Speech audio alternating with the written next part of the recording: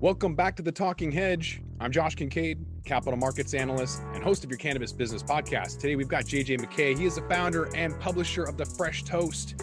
JJ, thanks for being on the Talking Hedge. I am thrilled to be with you, Josh. Likewise. For those who haven't heard of the Fresh Toast, they're living under a rock somewhere or whatever. Why don't you tell the audience what the Fresh Toast is and then how you got involved? Well, for the million plus that see us every day, we're a content generator. But as a company, we are a media content company that produces fresh content every day, a majority of it being either cannabis, medical marijuana, or CBD. We run it on our site. We share it out on our social media. And we have about 1.5 million people following us on Facebook, on the Fresh Toast News or the Fresh Toast. And we're launching a new site this week, the Fresh Toast Health. And then we turn around and then syndicate that content out to newspapers around the US and Canada. So in Canada, our partner is Postmedia, and they've shared about 28% of all stories read in Canada on marijuana are our stories. And then in the United States, our big partner is Tribune Publishing and Tribune Content Agencies. So our stuff goes out to cities all over the country every day.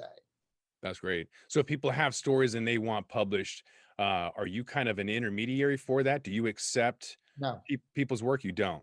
Well, and the other thing is the other side of our house, we're kind of a bifurcated company. We also are we partner with the largest medical training company in the United States. They have 1.7 million licensed healthcare professionals, of which 800,000 are physicians, which represents 80% of the practicing physicians in the US and 80% of all clinical investigators. So we work and we train them every month, or sometimes more than a month, on how to have the conversation around medical marijuana and how to look at that. And then we also are working with them. We're rolling out a new division in the next week that will deepen our relationship with that. And that's a 7-year exclusive partnership we have with them. That's great. So actually you're getting into the healthcare system and getting them to kind of know more about cannabinoids, CBD, THC, whatever. We're very consumer focused. So we're very much, so we get lots of data every day. I mean, we have hundreds of thousands of people look at our stories. And so we know what people are interested in. And I will be in conversations with the industry, and the industry is full of a bunch of, I like to call it, they're a bunch of sommeliers, sometimes trying to talk to people at Applebee's. And there's a mixture of the message, and the sommeliers don't always get where the people at the Applebee's are coming from. So they'll say one thing and they'll say another. So like in the medical field, part of the issue is everybody's like, well, they should be prescribing weed now, medical marijuana now. And, there's not a process system within healthcare for that. But once it's federally legalized, there will be, and there'll be a reimbursement number and so forth. So right now, if you're a doctor, you don't have a reimbursement code, so you make no money off of doing it all, and it cuts into your patient time. You can't guarantee that the product you prescribe will be the product that they actually get, because there's such variance amongst products between states and sometimes within own batches. And then last but not least, if you prescribe that over a more traditional medication, it doesn't work and there's a harmful side effect. And the harmful side effect could be, hey, we tried this, but your asthma didn't get any better. I'm just making that up. And it got significantly worse, then that opens them up for malpractice. So there's multiple things for it to be mainstreamed into the medical community. But once the FDA steps in, what you're going to see an immediate change on how medical marijuana is used. I love that top-down approach, but how do you complete this cycle? Can you end up talking to bud tenders in the same way with information in the back office and then consumers somehow? How do you, or is it just that? Is it just that the nurses teach everybody and it trickles down? Well, we have two approaches. So one approach is we go to where the customer is. We don't make the customer come to us. They're already reading the Chicago Tribune, the Toronto Star. They're already out there reading, the Miami Herald. They're already reading that information. And so we go to where it is, and if it tickles their fancy, they read it and then they learn more. But we reach such a broad scale that all of a sudden you're seeing a change in perception. And, we reach into, Two of our biggest readership states are Texas and Florida. So we have a huge distribution there. And so we talk to people about what it is. And then on the reverse, they then have the tools to have a conversation with their medical professional that is much more fact based and expectation based. So you asked earlier about do people, we're not a PR firm. We create our own original content and we have a very strict editorial policy of how all of our stories are very laid out similar. We're very much like a newspaper. Mhm.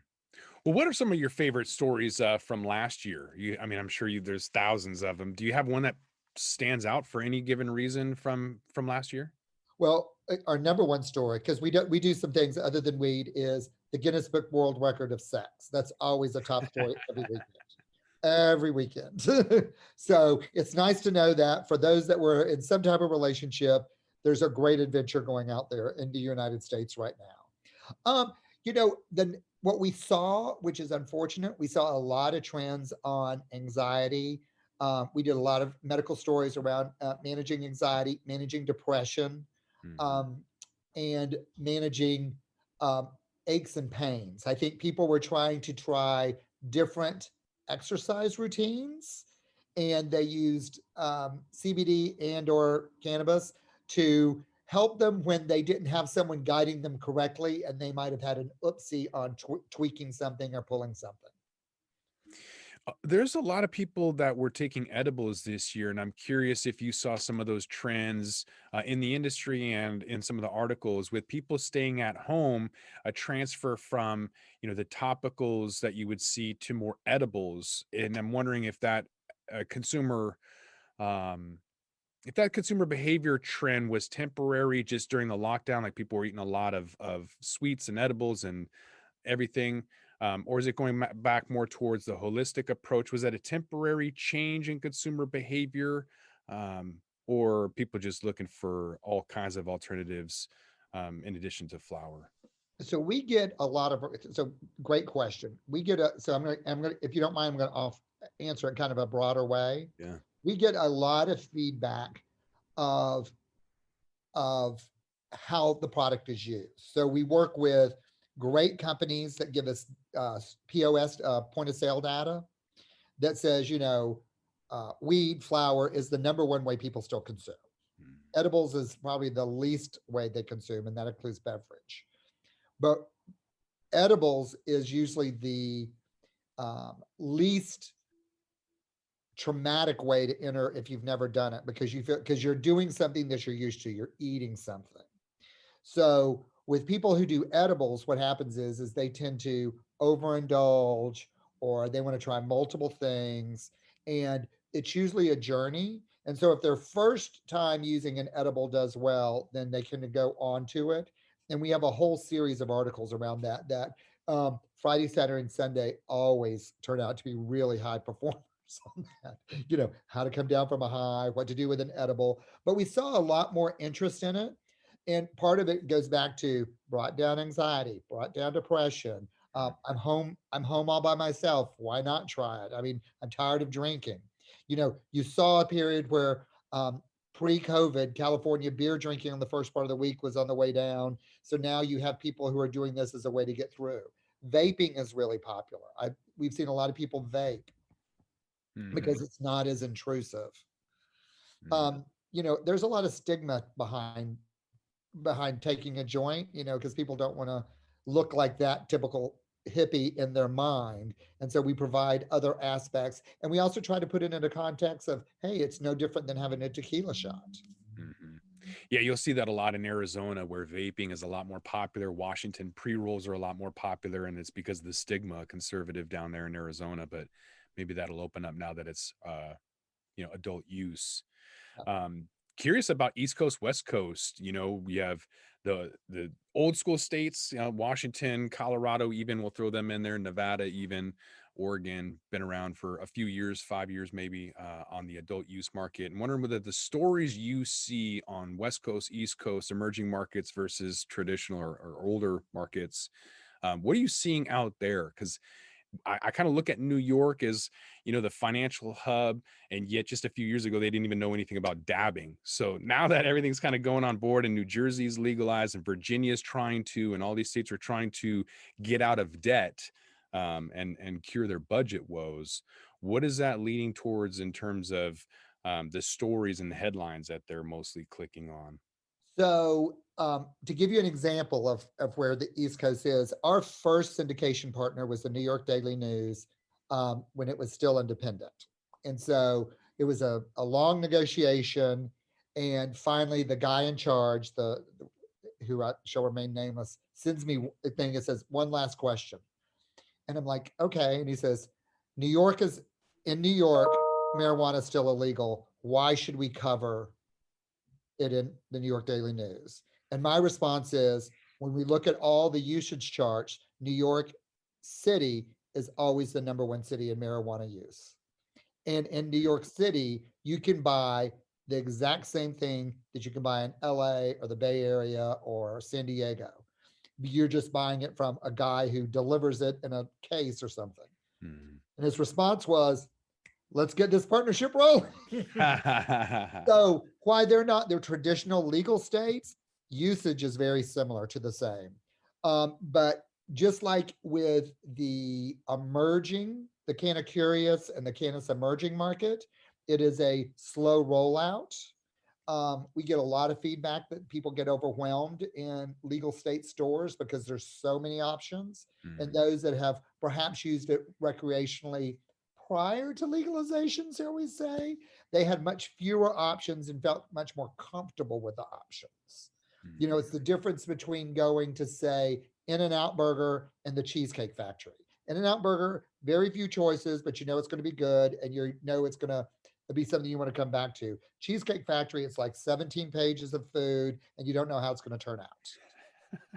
So, it's a journey as you go into legalization. What we hear, it's definitely a journey, and stores often the perception is stores give too much of an Hmm. example. Unlike historically, because we're historically a drinking company, you can go into a Bevmo or a Total, and people pretty well know, I'm a vodka drinker, I drink bourbon, and they kind of know, they might know a portion, and then they're tickled because there's a bigger portion that they're used to, but they have a long history, and chances are their family has a history in drinking a particular type of alcohol. Hmm. Does that make sense? Absolutely. Yeah. And I think with what you said earlier about Florida and Texas being conservative and yet having some of the highest click rates, I find that really interesting. Um, so in the eventuality that national legalization happens, you're going to see conservative spots like Florida and Texas, adding. You'll have maybe dry counties like Texas already has, but there's a lot to those states. Um, what are you kind of seeing? Because I'm interested in where both of them are going. I don't think Florida you're going to be able to grow much, but Texas and Florida is going to consume a lot. So what are they really diving into in a lot of the conservative regions? As I kind of imagine them just waiting for that opportunity to dig themselves out of a financial hole and add CBD and Well, THC to the list. you have to remember, 4 years ago when they elected, it was something like 63% voted for the legalization of medical marijuana, and they said you had to reach a threshold, I think, of 65%, and the governor, stopped it, stop, stop, stop, stop. So this last election, in I think 18, 71% of Floridians voted for medical marijuana. So that tells you something right there. The panhandle of Florida is probably one of the most robust marijuana growing regions in the country. The panhandle of Florida, lower Mississippi, lower Alabama, and lower Georgia is probably some of the most robust marijuana growing areas of the country because it's rich farmland, lots of water, and all that sort of stuff. So there is a hefty market that will emerge. And I think when you see full legalization, you will see a hit taken on some of the big growers now because they're indoor grow, and outdoor grow will become very big because it's much cheaper. And you know it's a case within amongst some conservatives of, well, now that it's legal, I can make money on it. So let's go full torpedo ahead. Hmm. Yeah. So it's not unlike the lottery. If you remember, no one wanted a lottery until all the money was there, and then everybody has a lottery now. That's an interesting point. Did Yeah. that answer your question? Yes, so we're seeing $411 million in last month that California purchased, and then with Illinois, you're seeing on average people going in there buying $110 per visit. But so I'm envisioning some of that in Illinois to be outside of the Right. state, just like in Washington State, we had people coming in from Idaho and Portland coming in. But the majority of them, I would imagine, don't want to go back and stand in line and do all of that buying a bunch back.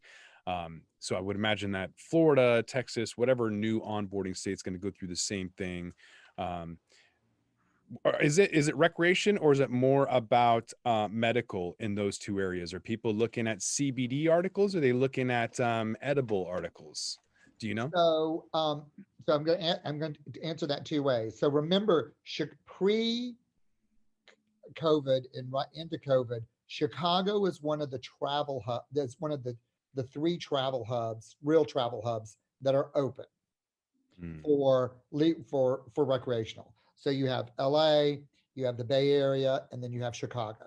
So those are all big travel hubs. So you have a lot of people who can come in, buy it up, and fly out with it, or drive to it and fly out with it. So that's one of the reasons I think Illinois does really well. CBD is huge. It's becoming ubiquitous. When we launched the Fresh Toast at the very end of 2016, CBD was considered a subset of the marijuana world. And now CBD is expected to be its own standalone industry and is expected to be as big. It is they track it similar to the supplement industry and the vitamin industry. So it's moving into that area. So CBD is very popular. The issue is it has launched itself in a way with often more product information than regular information. So you can buy it at Amazon, you can buy it at Walmart, you can buy it in all these places, and it's like this. So CBD in it, and as we've found, because it's not particularly well regulated, it may not be true. So people use CBD often as a experiment. And what they're using CBD for is anxiety and sleep and pain around, say, pain around joint pain, that sort of stuff. But at the end of the day, when it comes to CBD, it tends to be around some type of issue. People just don't like, hey, it's Wednesday afternoon, let's have some CBD. People don't do that. Or they might get CBD water because I have a busy day and this is going to get me going. It's that's what they're looking for. Whereas weed, we know a majority of weed is used for recreational, not unlike beer, not unlike wine, not unlike alcohol. There's definitely people who need weed for medical issues, but that's also in a much more constrained. People just don't go, "Oh, I have a backache. I have neck or shoulder pain or arm pain. Let me smoke a joint." No, they don't do that. They're like, usually it's around something a little bit more. I have GERD, I have anxiety, I have esophageal problems, so I'm taking a oil, so I could do that. So that tends to be a little bit more regulated. So that's about 25% of the market. The rest is, you know what? Drinking all this beer makes me fat, so I'm going to hit a vape 3 days a week, as we see what's happening in California. Mm. Yeah. Yeah, definitely a change of lifestyle. I think everyone's looking for more healthier alternative ways of living for sure. We're seeing that in grocery stores and everywhere else. So CBD as a supplement, guaranteed, yeah, more cannabinoids are going to be there. Whereas CBG or CBN, pain, sleep, anxiety, all those things, people are definitely going to be looking for. We've worked with a couple of celebrities, and one celebrity wife who shall remain nameless, who could fit into her cheerleader costume from college 40 years earlier. Part of her thing is she never drinks, she only vapes Hmm. because she doesn't get any of the calories. And she feels a stronger control system. Mm-hmm. And so when you really look at from females' point of view, especially in college, we also see it is easier for a college girl to vape and have better control because when you're out, I don't know if you drink, but if you're out at a bar in college, people are buying you drinks, let's do a shot. All of a sudden, without paying attention, you could be really wasted. Hmm. And it's also a lot of peer pressure. People don't go vape, vape, vape, vape. You can control it, and it's a closed system, so you don't have to worry about anything being put into your drink. Right. Being something, like a date rape drug or just an extra shot that might get you stumbling. Hmm. Yeah, no, I actually haven't had anything to drink for a year. I quit drinking coffee like over 6 months ago, so I'm trying to cut it out. I'm sure I'll drink again, but it was for health reasons. I was overweight from the. I'll blame it on the pandemic. Too Well, you much. look great. Oh, thank you. I've lost I guess maybe like 20 pounds since I don't know, 6 7 months. So Good job. gyms Good are job. back open, and I'm not eating the garbage that my wife was bringing in the house early last year. I'll blame that on her because I don't want to take responsibility for it. Well, I mean, I think everyone, had the COVID-7 or the COVID-10 or COVID-8, whatever It- they say. yeah. I mean, in all honesty, though, sugar is really, really hard for me. I've done a lot of drugs and I've done a lot of things, and sugar is really, really hard for me to cut out. I have no willpower, and um, I don't even really apologize when I eat all of the candy that my wife's bring home and she doesn't get any of it. I just don't have any self-control or willpower. Anyways, I I digress. love how you're just so brutally honest. Yeah. But here's part of the issue when it comes to edible and beverages. Unlike most other parts in the countries in the world, we are volume consumers. Mhm. That's why you have a buca de beppo. We look at a plate that you might get in Europe of pasta, and we're like, "What's this? Where's the rest?" So Yeah. we're always about volume. No one rarely does someone have one beer. They have four beers or six pack. Rarely do you have one cocktail. You have multiple cocktails. So the difference is, you really can't eat unless, especially starting off, you can't eat a whole edible or at least or two edibles. It's all about portion control. Mm. And that is something that as a consumer population we have to better understand. The Mexican plates in here, like Azteca is a popular Mexican restaurant here, and the plates are just enormous, and the food is like for a tiny village, and you're like, what am I supposed to do with all this? Uh, Whereas I'm used to, I've lived in Japan and I've visited Europe, and I like the tapas style, the Japanese izakaya plates, that shareable plates. I don't know what that means, like culturally. Like, are they, in Japan, if your water's low, they fill your water up. So are they going to go and like make sure your bong water's clean, or in Europe, is everyone going to share joints? Or I'm not sure how that's going to work out, but interesting to see, like, with legalization worldwide, how the culture is going to change. I'm definitely interested in the future and what's going to happen. Um, you guys did a crystal ball prediction. I think the Fresh Toast had something about a month or so ago about crystal ball predictions. And I'm wondering if I can get your take on that, because I took the Fresh Toast and about a dozen other publishers. I aggregated that, albeit a small data set, right. and then had, maybe like 40 different data points on. It was about half as last year, which made me think people didn't really know what was going to happen because this year's so crazy.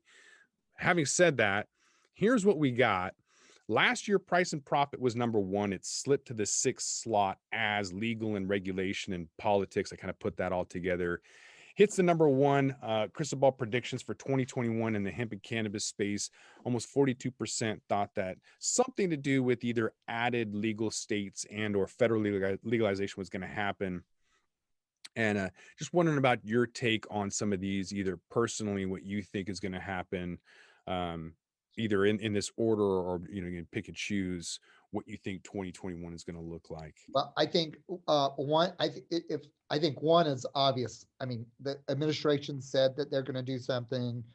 States need money, so I think you're going to see by the end of this year a fundamental shift on the legalization of cannabis. Now, will it be decriminalized? Maybe. Will it be fully open market? Maybe. And what people don't realize is the after effects of all that. Let's say if Biden tomorrow, fully decriminalized cannabis, you're going to have a whole change because then FDA is getting in. You have all these government regulatory agencies. It'll be 2 or 3 years before anything gets done.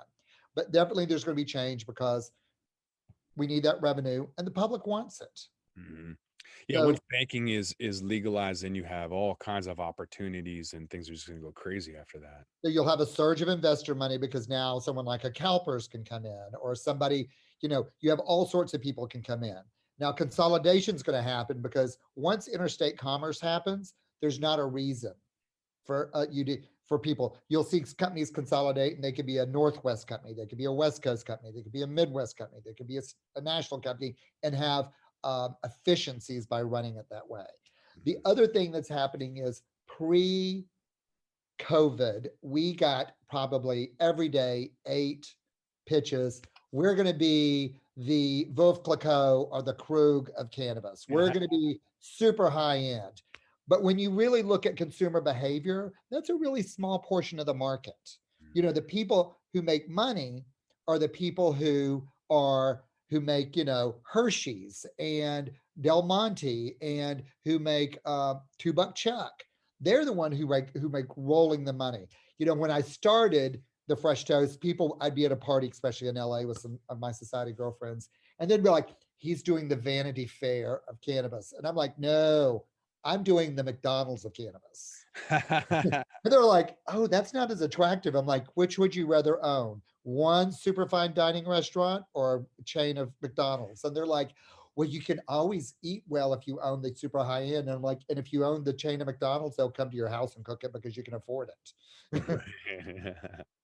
So, so you're going to see consolidation. And I think we've already seen a reconfiguring where more people are going to mid market Mhm. of what you want. I don't know if you go to Target or Amazon Go or where else I was at this week, um, where we were looking at different stores, and Amazon Go and Target, it's all mid market for Mm. alcohol, and so when they start carrying weed, it's going to be the exact same thing. Mm. What's gonna sell So the most? Not high end, not low end, just the middle. It's volume.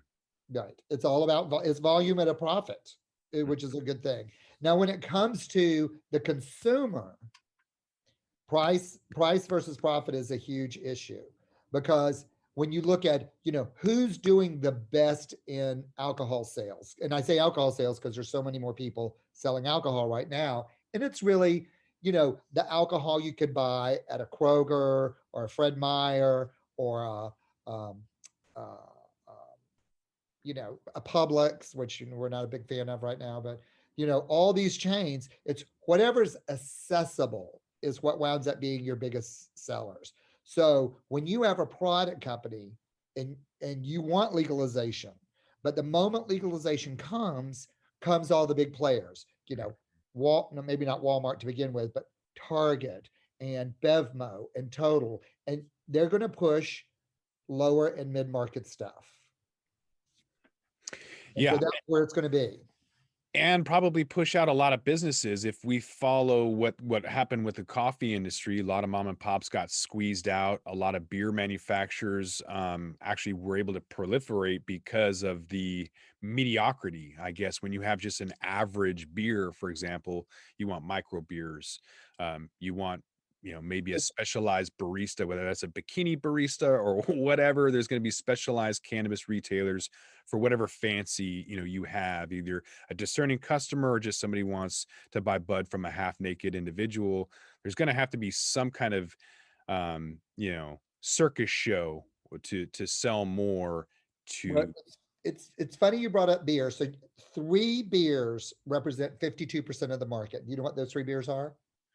I'm guessing Miller and Budweiser and Corona or something, Close, Constellation Brands.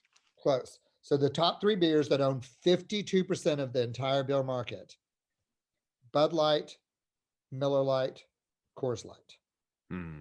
Those 3 beers represent 52% of all beer sales. Wow. Now, during COVID, a huge number of craft breweries went under. And the reason for that is they made their money on direct visits, Hmm. people coming to the brewery, coming buying food, making it there. And when that stopped, because they don't have a robust distribution system, back to they couldn't get to, they weren't selling their stuff at Target or a Bodega or Bevmo or CVS. And so they don't have that distribution. So as we go into legalization, what's going to really happen is those who can't scale and distribute will become very boutiquey. The last time we've had an industry like this was with the let's call it non-TV film entertainment. It started off with VHS, and do you know why we have VHS as opposed to the other type? Beta, wasn't it Betamax? I Do you don't know why we chose VHS over Betamax? I don't remember, no. The porn industry went with VHS, Uh, and so the moment they did that, that shot up VHS sales, and Beta fell away. mm, So porn's given us mass publishing, it's given us VHS, and it gave us online banking or online pay systems, and it gave us streaming. They pioneered all four of those things. mm. Just this little side note for the porn industry. But so we had these VHS that then went into all these mom and pop stores. It's like Third Avenue Video and Grandma's Video, and so all that went well. And then all of a sudden you had Blockbuster and Hollywood come along and either closed or gobbled up all these little ones. And then all of a sudden, Hollywood Video and Blockbuster are like, oh, we're really great, we're the best thing ever. And then all of a sudden the grocery stores were like, hey, we're going to take a piece of that pie. And all of a sudden Hollywood Video goes under and Blockbuster starts shrinking. And the grocery stores are like, we're making a bunch of money. And then along comes Netflix. And all of a sudden they're like, wait, what? You can just see it on your TV?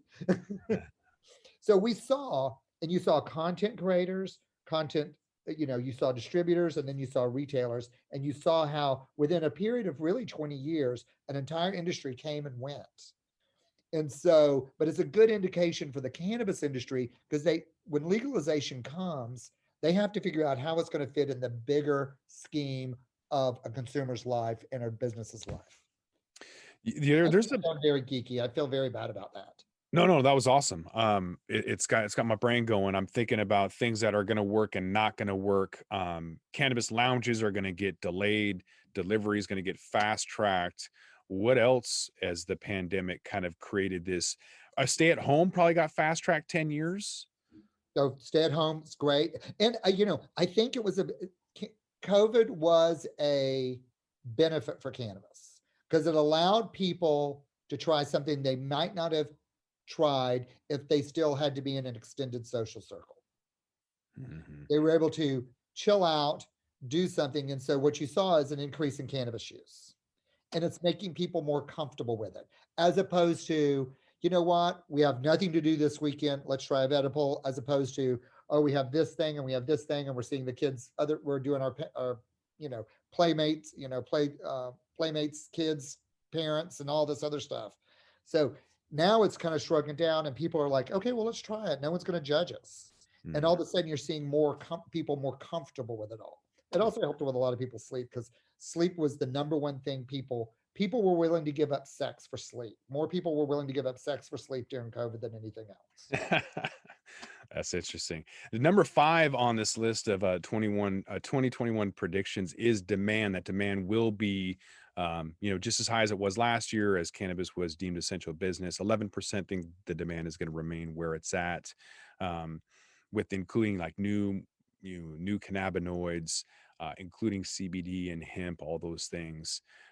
With possibly international expansion, even though we saw some of the Canadians kind of pulling back out of Colombia, they still want it. So with Israel and Mexico legalizing, what's that going to do to investment? So demand's not going to have anything sharp until 2 years after legalization, because it goes back to ease for the consumer.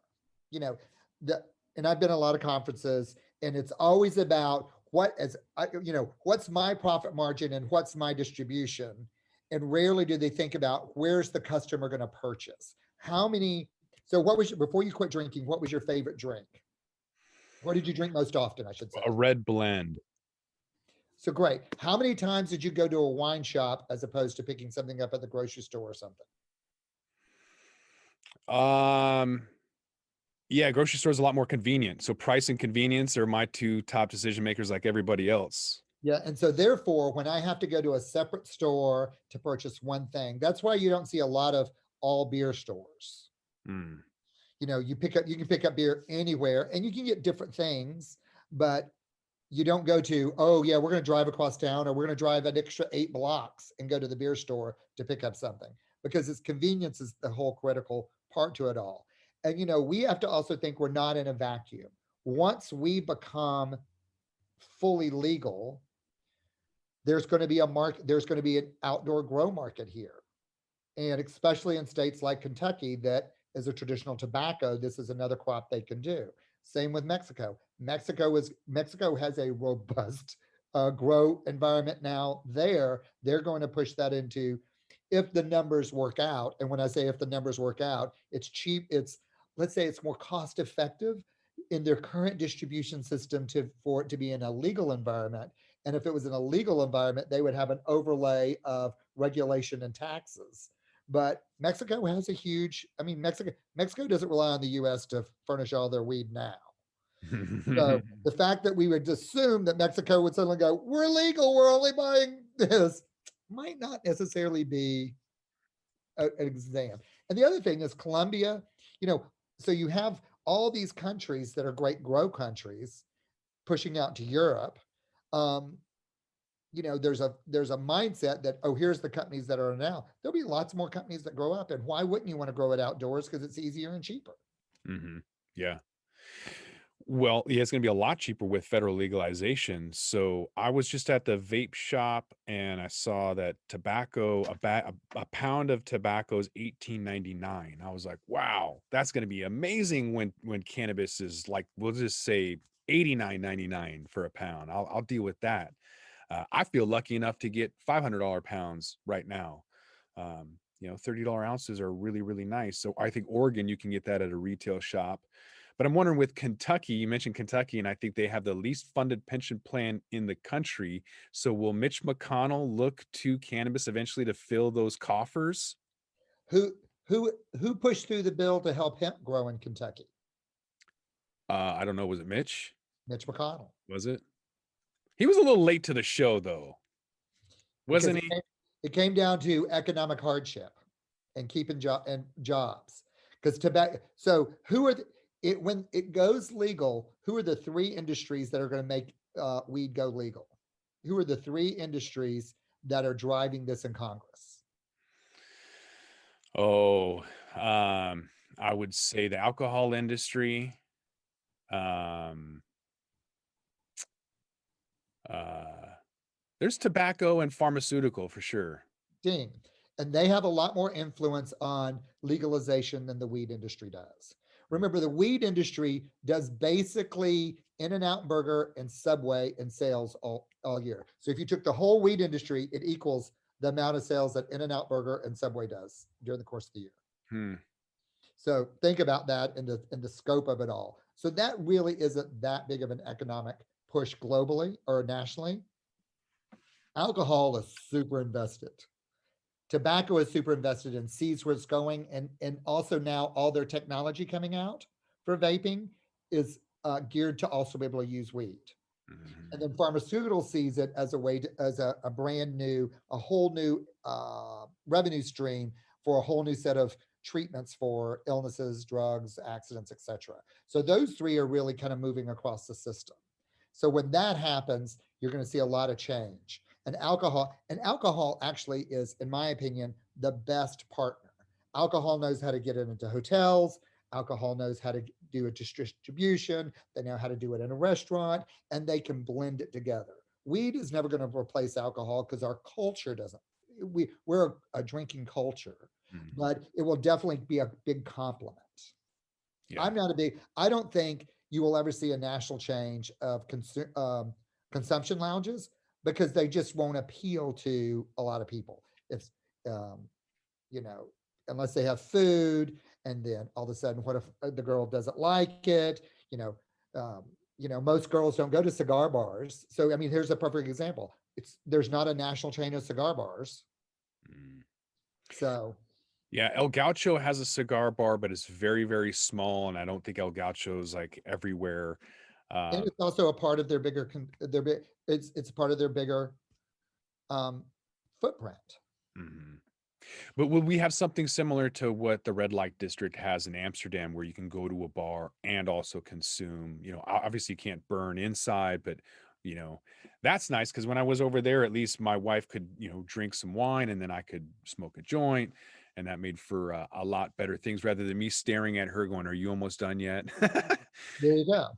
And so, but it's funny because I've spent the last couple of years talking to the alcohol and restaurant industry. I've been a keynote to a lot of big conferences, and the ultimate would be is to be at an Olive Garden.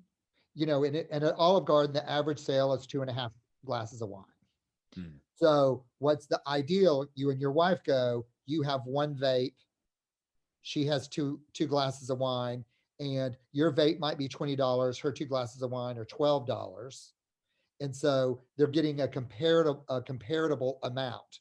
But Mm. what also is most likely to happen is the two of another couple might go, they might get one vape and a glass of wine to begin with, and then maybe one more glass of wine. Because now they've chilled out. It's a vape that isn't too strong so they can drive. And then they're choosing to have the wine on top of that because people are used to having that wine to accent their dinner. Mhm. Yeah. Or they might have one of those strains that gives them the munchies, and then they just order a whole food platter, and then next thing you know, their bill is More. Yeah, endless bread basket. that's not gonna help.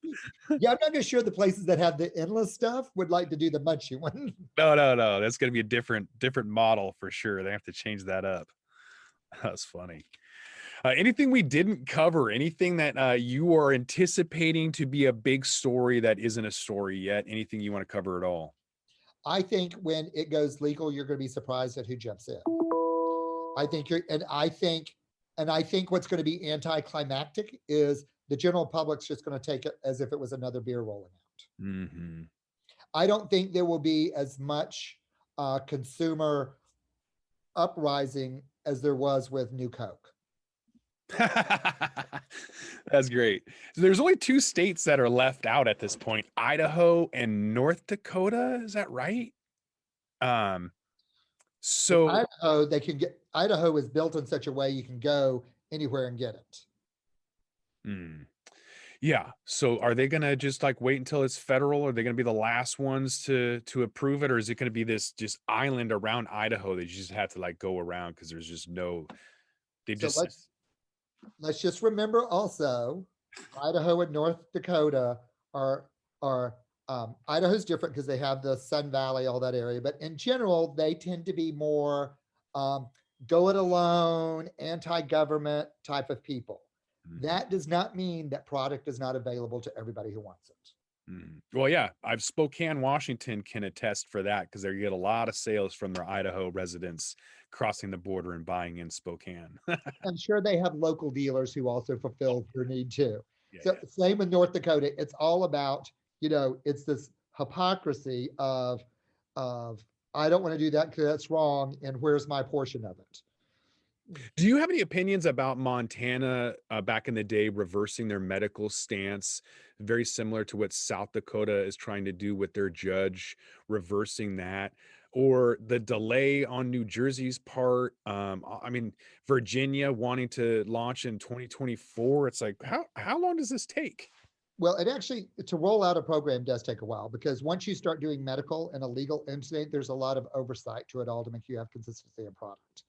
Um, but let's be real when it comes, especially to New Jersey, New York, etc. Do you know what the battle is over? Is who's getting the money? Hmm. So when I and I'm this rough numbers, 10 license in the state of New York. Do you know what you had to do to get that license? Be in business for 30 years and pay 20 million. To apply for the license, you had to pay $1 million fee upfront, non-refundable, and you had to have 5 million lined up, including the real estate. Oh, That could be an escrow, so you could have that in commitments, but you had to pay $1 million. They had 50 companies, over 50 companies apply, and they gave 10 license. So the state made 40 some odd $1 million for doing nothing. wow. That's So, like Ohio. and let's think of New York, New Jersey. As we know, they have a, shall we call it a complicated governmental system? sidestepping the corruption there a little. Because it is a lot of money. And I will say Colorado has done the best. Colorado has the best taxing system. They got rid of the most. They are the one who's gotten rid of the most of the black market, the illegal market. They've done the best job, and rarely has anybody done. And you look at California. California has fumbled the rollout because they couldn't figure out. They couldn't say, "Here's the model for the state." It was like, "Oh, this and this," and everyone kept trying to put their hand in their pocket. Many people go to a legal store, like what they find, and then find someone who'll sell it to them cheaper. I like Colorado's vertically integrated opportunities. You can grow, you can produce, you can sell, and it really keeps everything streamlined and the price point competitive. And you can see that in some of these, analytics companies like Headset, where you can see the competitive nature. And Washington has a ton of brands, so we're competitive, but a lot of companies have multiple brands. You go to Colorado and it seems like it's more competitive, because they're able to kind of control that whole, the whole supply chain. So I really like their model as well. And there's some great point of sale companies out there. So Yeah. we love them. Yep. Cool. I think with that, I think we're going to roll this one up. JJ McKay, where can they get you? Where can they find you at? What are some links? They can email me at publisher@thefreshtoast.com. They could follow us on social media at Get Fresh Toast. They can go onto Facebook and follow the Fresh Toast or the Fresh Toast News. Or they could, and on some days, they could read us in their local paper. Great. We'll have some of those links in the description in the show notes as well. So with that, I think we're going to roll this one up. I want to thank my guest, JJ McKay. He is the founder and publisher at Fresh Toast. JJ, thanks for being on the Talking Hedge. Thank you, and have a great day. I will. I'm Josh Kincaid. This is the Talking Hedge. Don't forget to like, share, and subscribe, or don't. And I'm out. Don't forget to smash that like button on your way out and check out these other videos that we've got.